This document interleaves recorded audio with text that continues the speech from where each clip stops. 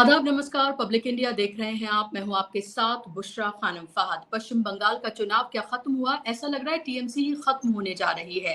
पहले लगा कि एमएलएज बड़ी तादाद में टीएमसी से टूट रहे हैं। वो हमने देखा भी कि किस तरह से विपक्ष का लीडर चुना गया और एक तरह से ममता बनर्जी को कंप्लीटली साइडलाइन कर दिया गया। और अब आप ये देखिए कि अब बात आ गई है सांसदों पर। खबर तो ये भी है, बाकायदा तौर पर महुआ मोइत्रा ने इसको ट्वीट किया है कि यूसुफ पठान जैसा जो एमपी है, जिसको गुजरात से लेकर आई थी ममता बनर्जी पश्चिम बंगाल, अधीर रंजन चौधरी जो है उनको बाकायदा तौर पर हराने के लिए जिनसे ठनी हुई थी उनकी, अब वो भी शायद बीजेपी का दामन थाम लें। महुआ मोइत्रा ने इसको लेकर ट्वीट किया है कि अमित शाह ने उन्हें दिल्ली बुलाया है और क्यों बुलाया है, किस लिए वो आ रहे हैं, ये तमाम बातें, ये तमाम सवाल जो है वो पैदा हो गए हैं। आपको ये भी पता है कि यूसुफ पठान किस तरह की उनकी इमेज रही है कि एक तरह से एक, अगर जिस मजहब से वो आते हैं वो तो है ही, लेकिन उसमें भी एक तरह के जो तमाम रिचुअल्स हैं, एक इस्लामिक जिस तरह से पूरा रीति रिवाज, ये तमाम जो वो तमाम चीजें होती हैं उसको भी वो बहुत ही उस तरह से फॉलो करते हुए नजर आते हैं। तो क्या बीजेपी में वो चले जाएंगे, ये एक बड़ा सवाल है। दूसरा, इंडिया गठबंधन की जो बैठक हुई है, उस इंडिया गठबंधन की बैठक से आखिर क्या नतीजा निकल रहा है? क्या किसी को इंडिया गठबंधन का नेता बनाया जाएगा और क्या वो नेता राहुल गांधी हो सकते हैं? क्या वो तमाम लोग, अखिलेश यादव से लेकर टीएमसी ममता बनर्जी से लेकर वो तमाम लोग जो राहुल गांधी को एक तरह से साथ भी थे और साथ नहीं भी रहना चाहते थे, और खासतौर पर ममता बनर्जी ने तो सीधे तौर पर चैलेंज दिया था, उन्हीं ममता बनर्जी ने आग्रह कर इस इंडिया गठबंधन की बैठक को बुलाया है। तो क्या आप ये मान लें कि विपक्ष का एकमात्र चेहरा राहुल गांधी बन गए हैं? बाकी तमाम लोग अपनी पार्टी बचाते हुए नजर आ रहे हैं, स्टेट में अपना अस्तित्व बचाते हुए नजर आ रहे हैं, लेकिन राहुल गांधी पूरे देश भर की जो पॉलिटिक्स है, जो मुद्दे हैं, सीधे तौर पर उसको नरेंद्र मोदी या अमित शाह या भारतीय जनता पार्टी की जो सरकार है उसको चैलेंज करते हुए नजर आ रहे हैं। आज इन्हीं तमाम मुद्दों पर हम बात करेंगे। मेरे साथ स्क्रीन पर आप देख सकते हैं खास मेहमान जुड़ गए हैं, देश के जाने माने पत्रकार जिनको आप सुनना बहुत पसंद करते हैं, शीतल पी सिंह जी मेरे साथ जुड़ गए हैं। शीतल जी, बहुत बहुत स्वागत आपका कार्यक्रम में। सबसे पहले शीतल जी, मैं टीएमसी पर मैं आना चाहूंगी कि टीएमसी में क्या इतनी बड़ी टूट आपको लग रहा है? क्या पार्टी पूरी तरीके से आपको कंप्लीटली बिखरती हुई नजर आ रही है? वो चेहरे जिनको लगता था, बिलीवेबल नहीं लगता था ये तो नहीं जाएंगे, अगर वो भी बीजेपी का दामन थामते हुए नजर आ रहे हैं या उधर जाते हुए नजर आ रहे हैं, बातचीत का दौर शुरू हो गया है, तो क्या देख रहे हैं आप इसको? क्या उस पार्टी की कोई आइडियोलॉजिकल कोई स्टैंडिंग नहीं थी? क्या ये भी इसकी बजाय एक महीना भी नहीं लगा और पार्टी पूरी तरीके से टूट गई है, बिखर गई है, खत्म की कगार से ऐसा लगता है कि पहुंचने वाली है? जिन पार्टियों की आइडियोलॉजिकल स्टैंडिंग होती है, ज्यादातर मामलों में वो यूसुफ पठान टाइप लोगों को टिकट नहीं देते, लेकिन कुछ पार्टियों की आइडियोलॉजिकल स्टैंडिंग ऐसी होती है कि वो सबको एकोमोडेट भी कर लेते हैं और नियंत्रित भी कर सकते हैं, जैसा आरएसएस कर लेती है, लेकिन वैसा सब नहीं कर सकते। ये प्रसंग जो है इसको साबित कर रहा है। दूसरे ये भी साबित कर रहा है कि ममता बनर्जी के बारे में जो धारणा यहाँ थी दिल्ली में और देश में अन्य जगहों में, और उनको बहुत सफल और बहुत समर्थ माना जाता था, सच्चाई दरअसल वो नहीं थी। बहुत कम लोग इस बात को कहते थे, लेकिन वो सच्चाई दूसरी थी, और वो सच्चाई ये थी कि उनके यहाँ भी भयानक भ्रष्टाचार था, पार्टी में तानाशाही थी, परिवारवाद था, कोई विचारधारा नहीं थी, सिर्फ चुनाव जीतना, सत्ता में बने रहने की विचारधारा थी, और बहुत बड़ी महत्वाकांक्षा असाधारण थी, असामान्य स्तर की थी। दिल्ली भी चाहिए था, कलकत्ता भी चाहिए था, चाहिए सब था, लेकिन उनकी बैसाखी वहां की 28-29% जो अकलियत की आबादी है वो थी। और हम मानते थे, यहाँ दिल्ली वगैरह में सारे विशेषज्ञ मानते थे कि वो बहुत काबिल है, बहुत लड़ाकू है, बहुत सफल है, क्योंकि उनके पास 2-3 चुनावों की जीती हुई सफलताएं थी और उनके पास अच्छे खासे सांसद भी थे, तो वो सारे चुनाव वहां जीतती थी। तो उन चुनावों की वजह से उनको हमने उनके अवगुणों को नहीं देखा, उनकी कमजोरियों को नहीं देखा, सिर्फ उनकी सफलताओं को देखा, और उसे आधार पर हमने उनका एक ऐसा चित्र खड़ा कर लिया जो रियल नहीं था। अब जब कठिनाई आई, जो कि आई, उनके चुनाव में बेईमानियां की गई, सही है, लेकिन इसके बावजूद ये भी सही है कि उनकी पार्टी का जो हाल था वो आपके सामने है। कि पार्टी का चुनाव हारते ही भगदड़ मची हुई है और मतलब 2/3 से ज्यादा विधायक टूट गए और 2/3 के आसपास सांसद या उससे ज्यादा सांसदों की भी खबर आ गई है और वो लोग बैठे हुए मिले। कल तो चित्र आ गए, वो एक केंद्रीय मंत्री के यहाँ बैठे हुए हैं सब लोग, 12-13 लोग तो वहां थे ही, उसमें फोटो में आ गए। तो ये कोई छोटा नंबर है। तो जहां तक बात आपने इनकी की कि पठान साहब की, देखिए हम जहां जिस दौर में अब पहुंच गए हैं, मिडिल क्लास में जो भी है, जिसके पास थोड़ी बहुत जर जायदाद है, चाहे वो राजनीतिक पार्टी हो या व्यक्ति हो, वो दोनों इस लड़ाई में अब टिकेंगे नहीं। अब जो स्थिति है वो एक वैसी स्थिति आ गई है फिर से जैसी हमारे देश में आजादी के पहले थी, जब गांधी जी इस देश को इकट्ठा कर रहे थे, देश की एकता बनाने की कोशिश कर रहे थे आजादी पाने के लिए। अब फिर लगभग वैसी ही स्थिति है कि देश के साधारण किसान, मजदूर, दस्तकार, अल्पसंख्यक, सॉरी, इन सब लोगों की एक राजनीतिक एकता हो, उनका नेतृत्व ऐसे लोग करें जिनकी विश्वसनीयता हो और जो उस पर खरे उतरें, जो उनकी आइडियोलॉजिकल कंसिस्टेंसी हो। तो अब बिना नीति और बिना नेता के कुछ नहीं होगा। ये जो कल हुआ वो मस्खरापन है, क्योंकि वो चुनाव हार गई तो तुरंत उनको इंडिया याद आ गया। इस चुनाव में पहुंचने के लिए उन्हीं की सबसे बड़ी भूमिका है। उन्होंने ही, नीतीश कुमार ने जब इंडिया गठबंधन बनाया था, महत्वाकांक्षा सिर्फ केजरीवाल रख सकते हैं, सिर्फ ममता बनर्जी रख सकती हैं, नीतीश कुमार नहीं रख सकते थे। नीतीश कुमार ने बनाया था जब बंगलौर अधिवेशन में उनको संयोजक ऐलान किया जाने वाला था, इन्हीं के फोन से, इन्हीं के प्रेशर से कांग्रेस उस प्रस्ताव को पास नहीं करा पाई। कांग्रेस चाहती थी, उसको कोई आपत्ति नहीं थी, लेकिन इनको आपत्ति थी जिनका एक एक राज्य में इस तरह का संगठन था जो आपके हमारे सामने है। केजरीवाल साहब को आपत्ति थी। ये कलाकार लोग जो हैं, ये सब अपने अपने राज्यों में कांग्रेस से जमीन छीन के, और जमीन भी क्या है, ज्यादातर अल्पसंख्यकों की बैसाखी होती है, ज्यादातर जगहों पर गरीब लोगों की, दलितों की बैसाखी होती है, कहीं कहीं पिछड़ों की बैसाखी होती है।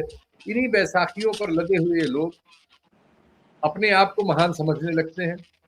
इनमें से बहुत सारे लोगों के पास बहुत सारा धन हो गया है सत्ता में रहने की वजह से, उस धन की इनको रक्षा करनी है। तो ये इस दौर के निजाम से कहाँ लड़ सकते हैं? इनमें से कौन है जो अडानी का नाम लेके कहे कि ये गलत हो रहा है इस देश में? सिर्फ एक राहुल गांधी कहता है, उनकी पार्टी में भी कोई नहीं कहता। उनकी पार्टी के तमाम मुख्यमंत्री और बड़े बड़े नेता जो सब धनपति हैं, वो भी नहीं कहते। वो अंबानी जी के यहाँ शादी में नाचने जाते। तो ये सब जो लोग हैं, ये नहीं अब इस लड़ाई को लड़ेंगे। ये लड़ाई इस देश के गरीबों पर आ गई है, अल्पसंख्यकों पर आ गई है, साधारण लोगों पर आ गई है। जिसके पास भी कुछ माल मत्ता है, वो अब आपको संघर्ष में कितने दिन मिलेगा, कितने मिनट मिलेगा, कितने सेकंड मिलेगा, कितने चुनाव मिलेगा, कहना मुश्किल है। सब जो जहां अभी विपक्ष के नाम पर है, चुनाव हारने दीजिए, आपको इन सबके यहाँ भगदड़ मिलेगी। सबके यहाँ, किसी के यहाँ कोई आइडियोलॉजिकल इशू नहीं है, या तो कास्ट या कम्युनिटी, इन आधारों पर भी कुछ बेसिस है, वो कुछ दिन चलता है, लेकिन वो भी बहुत कमजोर होता है, उसमें सब में टूटन हो सकती है। तो अब नीति और नेता, दो चीजें साफ। मैंने तो कल अपने यहाँ लिखा है सत्य हिंदी में, मेरा लेख है इसी पर, कि राहुल गांधी को ये सब तीन चपेड़ा करने से वो कहीं नहीं पहुंचेंगे, ना वो पहुंचेंगे, ना देश पहुंचेगा, ना लोग पहुंचेंगे। जिन समस्याओं को वो सही समझते हैं, जिस राजनीतिक प्लेटफॉर्म को वो सही समझते हैं, जैसे वो सोशल जस्टिस की बात करते हैं, वो अल्पसंख्यकों के अत्याचारों का सीधे नाम लेके उल्लेख करने की बात करते हैं, करना चाहिए। उनके ऊपर बहुत तरह के अत्याचार हो रहे, दलितों, आदिवासियों पर हमारे यहाँ सदियों से अत्याचार की एक परंपरा, उसे कहना पड़ेगा लगातार, साफ साफ आपको उस पर स्टैंड लेना पड़ेगा। रिजर्वेशन की रक्षा और रिजर्वेशन का इम्प्लीमेंटेशन का सवाल को बड़ा करना पड़ेगा।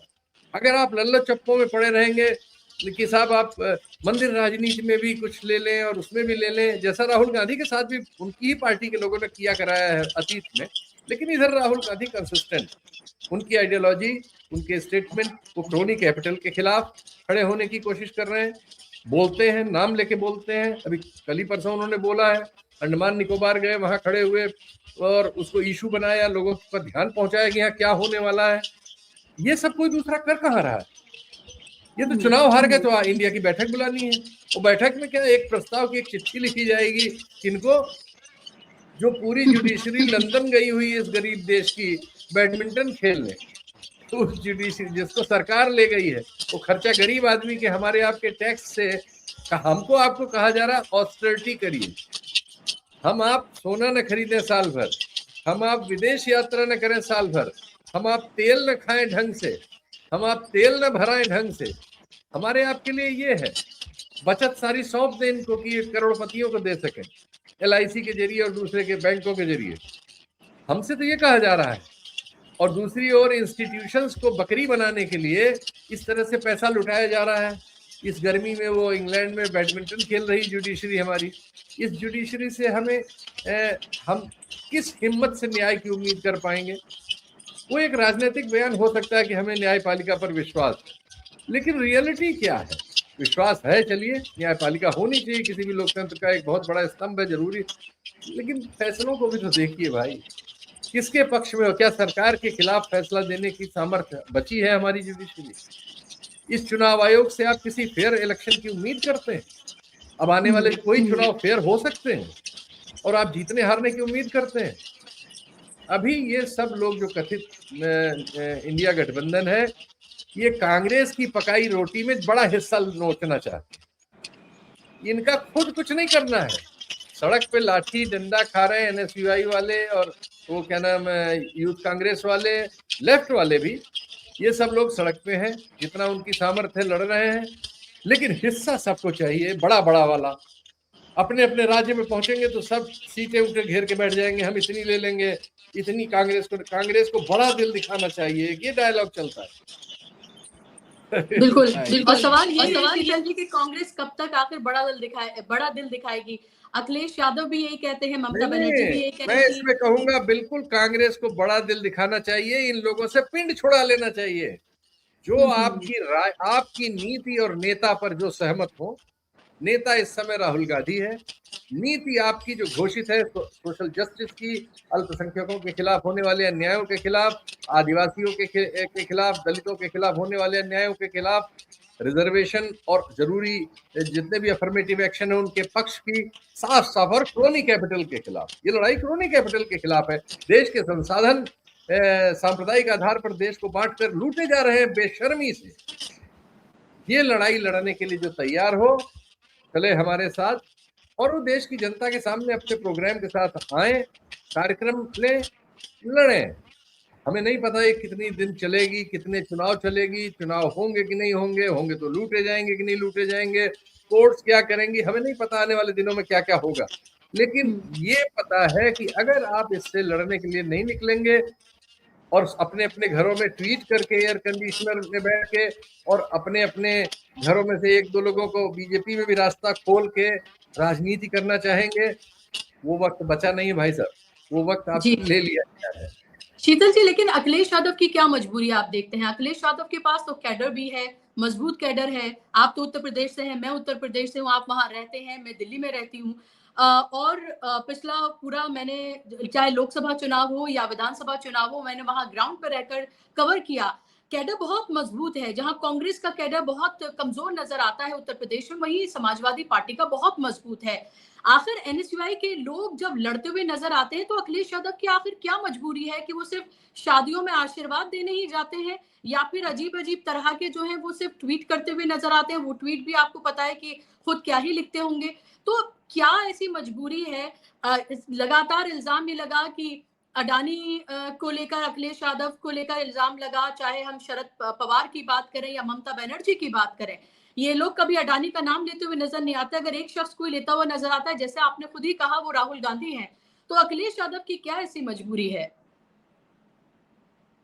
अब मैं क्या किसी को नाम लेके कहूं, लेकिन पिछले 30 सालों में, 35 सालों में जब हमारे देश में उदारीकरण आया अर्थव्यवस्था में, तो बहुत सारा पैसा विदेशों से और सब जगह से आया भारत में निवेश करने, भारत में के निवेश में भारत की परिस्थितियों से कमाने के लिए। वो पैसा दुर्भाग्य से साधारण आदमियों के, गरीबों के हित में तो एक हद तक ही खर्च हुआ, लेकिन उसका बहुत बड़ा हिस्सा हमारे देश की ब्यूरोक्रेसी ने और पॉलिटिक्स ने लूट लिया। और हमारे देश की राजनीति बहुत महंगी हो गई। आप एक आंकड़ा ही देखिए, एडीआर का आंकड़ा था, वो हमारे मित्र बेचारे नहीं रहे, जिनसे बात होती रहती थी रोज, एडीआर के वो जो क्या नाम उनका था, धनखड़ साहब या क्या नाम था उनका, खैर, तो एडीआर के आंकड़े के अनुसार आपके 86% एमपी जो है करोड़पति हैं। जिस देश में 70% लोग गरीब हैं, जिसमें 82-83 करोड़ को राशन 5 किलो देना पड़ता है जिंदा रखने के लिए, उस देश के सारे एमपी, ये 14% जो नहीं है, ये आदिवासी और दलितों को रिजर्वेशन में आपको सीट देनी पड़ती है, उसमें बहुत सारे हैं जिनके पास करोड़ों नहीं है। उनमें भी जो 1-2 पीढ़ी हो जाते हैं, उसी चोरी की लाइन में वो भी चले जाते हैं। अफसरों के यहाँ छापे मारिए, या कभी कभी लगते हैं, किसी के यहाँ 36 करोड़ निकल रहा है, किसी के यहाँ 18 करोड़ निकल रहा है, 5-7 करोड़ तो सिपाही के यहाँ निकलता है। आप समझिए कि किस तरह से हमारे देश को, संसाधनों को, विकास को लूट के अफसरशाही ने और राजनीति ने अपने कारकुन बड़े किए हैं। अब हमारे यहाँ राज्यों की पार्टियों के पास हजारों करोड़ की दौलत। अब इन हजारों करोड़ की दौलत वाले लोग क्रोनी कैपिटल से कैसे लड़ सकते हैं? मैं किसी एक का नाम नहीं ले रहा हूं, लाइन लगी हुई है। ममता बनर्जी खुद सूती धोती और चप्पल पहन के घूमती हैं, और जो चंदे की लिस्ट निकली थी बॉन्ड वाली, तो दूसरा नाम इन्हीं का था। 1400-1500 करोड़ या कितना था, जो एक जुआ कंपनी वहां मद्रास की है, जो चिटफंड चलाती थी और जुआ खेलती थी, उसने चंदा दे रखा था 700-800 करोड़। तो ये सब जो स्थिति है, इस लेवल पे जिनके पास पैसे हैं, उन पैसों से उपजाए हुए जो संसाधन हैं, जो होटल और बहुत बहुत व्यावसायिक चीजें हैं, ये कैसे लड़ सकते हैं? इस दौर में जब ईडी, सीबीआई, इनकम टैक्स विपक्ष की चमड़ी निकाल सकती है, निकाल लेती है, उसने लगभग निकाल ली है। अब लड़ाई जनता को ही लड़नी होगी, और जनता के पास ऐसी नीति और नेता सामने अगर होगा जिस पर उसे विश्वास हो सके, जिसकी नीतियां स्पष्ट हो, जो सामने गलत को गलत कहने की हिम्मत कर सके, और जो सड़क पे लाठी खा सके और जेल जा सके, अगर ये नेतृत्व तो नहीं होगा तो जनता फिर निराश होकर बैठी हुई है, परेशान है। कहीं काकरोच पार्टी ढूंढेगी, कहीं मच्छर पार्टी ढूंढेगी, कहीं कुछ और ढूंढेगी, इधर से उधर वेंटिंग उसकी होगी, लेकिन वो कहीं पहुंचेगी नहीं। इसलिए ये जो वक्त है, ये तय करने का वक्त है उन राजनीतिज्ञों को, उन राजनीतिक पार्टियों को, उन राजनीतिक व्यक्तियों को, कि वो देश के लोगों के साथ खड़े हैं। अगर खड़े हैं तो आइए भाई, साफ साफ बोलिए, ये कठिनाई है, इस कठिनाई का ये हल हो सकता है, जिसको हमें हासिल करने के लिए ये सब करना पड़ेगा। लेकिन अगर आप ट्वीट कर दें तो हमें जी, ऐसे देखें तो फिर हमें सिर्फ कांग्रेस पार्टी नजर आती है, ऐसे देखें तो फिर हमें सिर्फ राहुल गांधी नजर आते हैं, जो लगातार पूरी कांग्रेस पार्टी नहीं, पूरी कांग्रेस पार्टी नहीं। कितने लोग कांग्रेस में हैं जो अडानी के मामले में ट्वीट करते हुए आपको मिले हैं? बड़े बड़े सत्रपों के नाम बताइए जरा मुझे जी। वो राहुल गांधी खुद और उनके आसपास रहने वाले 4-6 लोगों को छोड़ दीजिए, बाकी कौन बोलता है? कितने इनके पूर्व मुख्यमंत्री और वर्तमान मुख्यमंत्री और ये सब इन सब सवालों पर एकदम क्लियर है। तमाम मुख्यमंत्रियों, इन सब ने उसी तरह से क्रोनी कैपिटलिस्टों को अपने यहाँ इज्जत बख्शी है और नवाजा है, और ठेके पट्टे दिए हैं, और उनके यहाँ शादी ब्याह में नाचने गाने जाते हैं। ये लोग कैसे लड़ सकते हैं क्रोनी कैपिटल? जी बिल्कुल। तो 2029 के लिए क्या आपको लग रहा है ये इंडिया गठबंधन की जो महफिल सजी थी, ये 2029 की तैयारी के लिए थी, या फिर ये एक सिर्फ दिखावा था, देखिए हम सब साथ हैं, हम सब साथ मिलकर अब लड़ने जा रहे हैं, और अब ये रस्में भी की गई हैं और ये बताया गया है कि every 2 months we are going to meet, इस तरह की तमाम बातें कही जा रही हैं। लेकिन अभी भी इंडिया गठबंधन का कौन लीडर है ये तय नहीं हुआ है। क्या इंडिया गठबंधन का कोई ऑफिस होगा जहां रेगुलर कोई मीटिंग होंगी, कोई नीतियां बनेंगी, कोई इस तरह से कि आने वाले इलेक्शन के लिए हम क्या करने जा रहे हैं, सब मिलकर क्या कोई आंदोलन करेंगे, क्या कोई बड़ी रैलियां होने जा रही हैं जहां तमाम पार्टियों का कैडर एक साथ होगा, ये सब भी कोई इस तरह की कोई बात नहीं हुई है। तो क्या ये रस्म ही माने हम, या फिर हम माने कि वाकई में कुछ होने जा रहा है? और जब राहुल गांधी सेंटर में बैठते हैं, तमाम आसपास जब हमें लीडर नजर आते हैं, तो क्या एक बड़ी पिक्चर भी क्या इससे कुछ निकलती हुई नजर आती है? भाई आपने खुद ही बता दिया, आपके प्रश्न में ही उसका उत्तर है। ये रस्म अदायगी के सिवा क्या है? कि 2 महीने बाद हम हैदराबाद में बैठेंगे, वहां डोसा इडली खाएंगे, फिर एक स्टेटमेंट जारी कर देंगे, फिर अगले 2 महीने बाद किसी और स्टेट में बैठ जाएंगे, वहां डोसा इडली खा लेंगे, सब लोग होटलों में रुक जाएंगे। इस सब से क्या होना है? आपको देश के सामने एक राजनीतिक कार्यक्रम रखना होगा, एक कॉमन मिनिमम प्रोग्राम बताना होगा और उस पर अमल करते हुए आपको मिलना होगा। ये नहीं कि आप चुनाव हार गए तो इंडिया की मीटिंग बुला लीजिए। 2 साल से क्यों नहीं हुई मीटिंग इंडिया की? तब जरूरत नहीं थी। आज आप बंगाल में चुनाव हार गई तो अब जब यहाँ हार जाएंगे, केजरीवाल अगर हार गए पंजाब में, तो वो कहेंगे अब तो हम देश की राजनीति करनी है। तो जो जो चुनाव हारते जाएंगे, उसके बाद उत्तर प्रदेश का नंबर है, तो जब एक एक का नंबर जिसका लगता जाएगा उसको इंडिया की जरूरत तगड़ी होती जाएगी। और जब तक नंबर नहीं आएगा तब तक सब अपने अपने हिसाब से कलाकारी, अपने यहाँ नाचना गाना, और सोचेंगे अभी राज सरकार मिल जाए तो फिर कमाए खाएं, फिर लूटें, फिर ट्रांसफर पोस्टिंग मिले, फिर ठेका पत्ती मिले। यही तो इन लोगों ने किया है, इसलिए जनता निराश है और देश को सांप्रदायिक आधार पर बुरी तरह से बांट दिया। अब कोई गलत को गलत नहीं कहता, कोई इसलिए नहीं कहता कि मुसलमान का मामला है, हमारा इससे हिंदू जो है नाराज हो जाएगा, कोई कहेगा ये दलित का मामला है, सवर्ण नाराज हो जाएंगे, कोई कहता है पिछड़े का मामला है। अजीब मामला है, गलत को गलत कहना ही बंद होता जा रहा है। क्या रवायत है? तो सब ये सब चुनाव लड़ रहे हैं, तो इसके लिए तो इसकी बैठक बुलाने की क्या जरूरत है? चुनाव जब हो तो 1 महीने पहले कहीं बैठ के सीटें तय कर लीजिए। आप सीटें ही तो तय कर रहे हैं। जो बड़ा दिल दिखाने की डिमांड है, वो सीट मांगने की डिमांड है कि हमें ज्यादा सीटें दे दो, हम मुख्यमंत्री बन जाए। बस तो इस तरह के राजनीति लोगों को ऐसा नहीं कि देश नहीं समझ रहा है, समाज नहीं समझ रहा, ये सिर्फ सरकार बनाने की मशीनें हैं। जी, तो इनसे बड़ी मशीन आ गई है, इनसे बहुत बड़ी मशीन बीजेपी के रूप में आ गई है। वो हर जगह क्या अरब सागर से गंगा सागर तक उसी की सरकारें हैं, लहला रही हैं, तो लोग इन पे क्यों जाएंगे भाई? बिल्कुल। आखिर मेरा सवाल आपसे शीतल जी संक्षेप में कि हमने कॉकरोच जनता पार्टी को देखा, शायद लोगों को ये लग रहा था कि भाई जो 22 मिलियन सोशल मीडिया पर है रातों रात, उनका तो जन सैलाब उमड़ेगा सड़कों पर, लेकिन हमने चंद हजार लोग बमुश्किल देखे। अब इसका क्या रीजन हो सकता है? क्या वो फेक थे जो फॉलोवर्स थे, या फिर वो जील लोगों में नहीं है, या लोग मायूस हो गए हैं, या उतने बड़ी तादाद में नहीं निकले? लेकिन लोग फिर भी इसको इस तरह से देख रहे हैं कि कम से कम जो बीजेपी का एक वोट बैंक है, middle class, upper middle class, वो और अपर कास्ट, वो कम से कम वो सड़कों पर आया है। और ये पूरा आंदोलन उसी की वही देखा, जो लीड कर रहे थे वो भी उनमें से ज्यादातर वही लोग थे, जो वहां पर आए थे वो भी ज्यादातर वही लोग थे।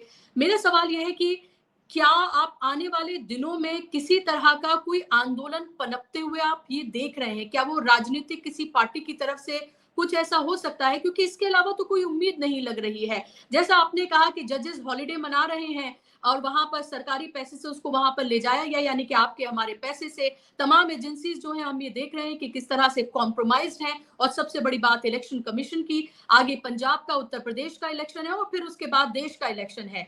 तो अगर वो हड़प सकते हैं पश्चिम बंगाल का इलेक्शन, हरियाणा का, महाराष्ट्र का, तो ये सब भी ले सकते हैं। इसमें तो कोई बड़ी बात ही नहीं। अब तो प्रिडिक्टेबल हो गए हैं इलेक्शंस, कि इलेक्शंस होंगे, कौन जीतेगा ये आपको ही बहुत रॉकेट साइंस नहीं रह गया है। आपको ही पता है, मुझे पता है, अच्छा आप तो यही जीत सकते हैं, कहीं पर भी जीत सकते हैं। पश्चिम बंगाल जीत लिया तो कहीं पर भी जीत सकते हैं। तो फिर आगे आप क्या देख रहे हैं? देखिए, आगे हम एक बड़ा अराजक भविष्य देख रहे हैं, क्योंकि बहुत सारे लोग इसका सरलीकरण कर लेते हैं कि नेपाल में जैसे हुआ वैसे यहाँ हो जाएगा। ये जो काकरोच पार्टी पर जो समझ बनी थी वो उसकी वजह से थी। बांग्लादेश, नेपाल, लंका वगैरह में जो हुआ, दुनिया में बहुत जगह कलर्ड रिवोल्यूशन पहले हो चुके हैं, तो लोगों ने सोचा सोशल मीडिया से क्रांति हो जाएगी। इतना सरल भारत के लिए नहीं है। भारत एक महाद्वीप है, बहुत विभिन्नताएं हैं, बहुत जटिल सामाजिक प्रश्न हैं, बहुत सारे रियल आर्थिक प्रश्न हैं। इन सब चीजों को जो रेगुलर पॉलिटिक्स कर रहे हैं उनके पास जवाब नहीं है। तो इस तरह से आर्टिफिशियल मूवमेंट्स, हालांकि जहां जहां हुए वहां भी कोई इसका जवाब नहीं मिला है, लेकिन वो कुछ दिन की चांदनी होती है।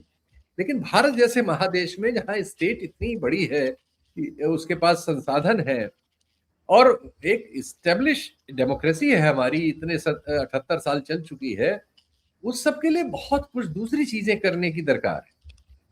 ये सब एक्चुअली इसमें एक सबक है कि लोग तकलीफ में है इसलिए अपना गुस्सा व्यक्त कर रहे हैं। वो काकरोच के नाम पे कर सकते हैं, मच्छर के नाम पे कर सकते हैं, छिपकली के नाम पे कर सकते हैं, कर सकते हैं, लेकिन उसको पॉलिटिकली आप उसे एक मूवमेंट में बदल के किसी नतीजे तक ले जाएं, वो एक दीर्घकालिक धैर्यपूर्वक विचार के आधार पर किया गया सांगठनिक काम है।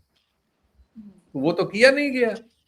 हफ्ते भर पहले आपने कहा कि मैं इसलिए नहीं आऊंगा इंडिया कि मैं गिरफ्तार कर लिया जाऊंगा, हफ्ते भर बाद आपने कहा कि नहीं मैं आ रहा हूं 6 तारीख को। तो 6 तारीख को एकदम वो बेचारे 2.25 करोड़ 2.5 करोड़ जो उनके उस पे थे पैसा खर्च करके आप क्या कैसे पहुंच जाएंगे? ऑर्गेनाइजेशन करना पड़ता है। जिस पार्टी की बैसाखी पे आपने किया उसकी खुद की हालत इस समय टूटी हुई है, आम आदमी पार्टी। उसकी सारी ताकत उन्होंने लगा रखी पंजाब वगैरह में, उनको चुनाव लड़ना है अभी। ये तो हर पार्टी अपना चुनाव के लिए लगी रहती है इस समय हमारे देश में। तो जो जो उनकी बची खुची ताकत थी उससे जितना हो सकता था, फिर लेफ्ट पार्टियां पहुंच गई, दोनों ने मिलकर 3-4 हजार 5,000 लोगों को इकट्ठा कर लिया, फोटो बन गए, विजुअल बन गए, यूट्यूबर सारे के सारे 500-700 यूट्यूबर वहां पहुंचे हुए थे, उनका कैमरा, बहुत सारे उसमें राइट विंग वाले अपने साथ आदमी भी ले आते हैं अपने मन की बात कहलवाने के लिए, तो कुल मिला के 1,000 आदमी वो भी थे। तो ये सब मिलजुल के एक सीन वहां बना, कुछ विद्रोह, कुछ वहां दंगा फसाद करने वाले भी आ गए थे, तो 100-200 वो लोग भी थे। बसों में लाए जाते हैं विभिन्न कलर में, विभिन्न किस्म के, वो मुसलमानों से संबंधित सवाल पूछने लगते हैं, उमर खालिद पे आपका क्या ख्याल है, उमर खालिद के नारे क्यों लग रहे हैं, लगे या ना लगे वो सवाल पूछने लगेंगे, और वहां सबके वीडियो भरे हुए। तो एक कुल मिला जुला के एक तमाशा हुआ और तमाशा खत्म हो गया। उसको सरकार ने चाहा कि वो तमाशा हो, क्योंकि उससे सरकार को फायदा है। अगर लोग नाराज हैं और वो इधर काकरोच मच्छर छिपकली में चले जाएं, तो इससे बढ़िया सरकार के लिए क्या है?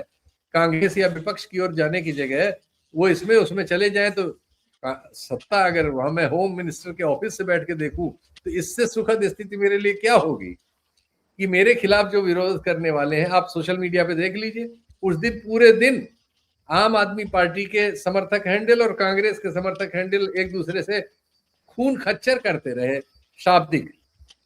सामने आमने होते तो गला पकड़ लेते। ये चीज किसके फेवर में गई आप बताइए? आप लड़ने आए हैं बीजेपी सरकार से और लड़ आपस में रहे हैं कि तू बी टीम मैं बी टीम, तू फलाना मैं फलाना, तुझे ईडी ने नहीं पकड़ा मुझे ईडी ने पकड़ा, मेरे केस में इतनी धारा लगाई तेरे केस में इतनी कम लगाई, तू इतने दिन जेल में रहा मैं इतने दिन नहीं रहा। ये सब हो रहा था। इससे अच्छी स्थिति अमित शाह जी के लिए क्या होगी आप बताइए? बिल्कुल, बिल्कुल आप सही कह रहे हैं। और जब जब आप जैसे लोग इस तरह की बातें कह रहे हैं, तो वो कहते हैं कि देखिए आप ये जो आंदोलन है, उसको आप इस तरह से मलाइन कर रहे हैं, आप उसको कम आँख कर देख रहे हैं, और ये साफ तौर पर दिख रहा है। इसमें तो मतलब कोई आप आँख को अगर नीचे झुकाकर भी देखें, तो शायद तब भी आपको आईने की तरह साफ हो जाए कि क्या था और किस तरह से सब कुछ किया गया था। खैर अभी भी वो यहीं पर ही हैं, देश में है, देशव्यापी आंदोलन की वो बात कर रहे हैं। फिर से सैटरडे को वो जुटने की बात करें जंतर मंतर पर, देखना है कि नौटंकी भी कितने दिन चलती है, क्योंकि फिलहाल तो ये ऐसी ही लग रही है। लेकिन बहुत बहुत शुक्रिया शीतल जी आपका वक्त देने के लिए और हमारे साथ जुड़ने के लिए बहुत बहुत शुक्रिया आपका। शुक्रिया आप तमाम दर्शकों का भी। नमस्कार। धन्यवाद आप।